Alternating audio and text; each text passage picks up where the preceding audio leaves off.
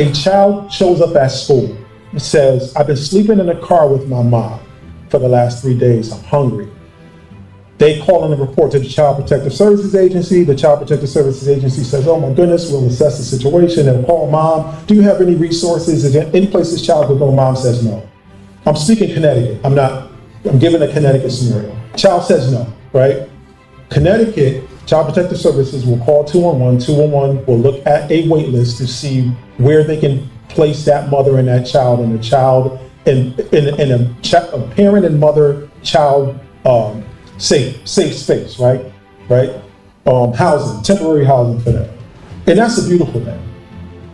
Flip that scenario. A child is sleeping in a car with the dad. Dad shows, the child goes to school and says, I've been sleeping in the car. They says, well, where's your dad? Your dad comes in, Child Protective Services Agency, they come out, they ask the dad, do you have any resources? Is there anybody, a coach, a principal, a teacher? Is it a pastor, whomever? Dad says, I have nobody. In the state of Connecticut, there is not one child father center, period. In fact, I did some research and I found 3 in the country. Don may know about more, someone else in this room may know about more, but there's no place in Connecticut that if a child is homeless and dad can't provide stable housing where that dad could take that child and live.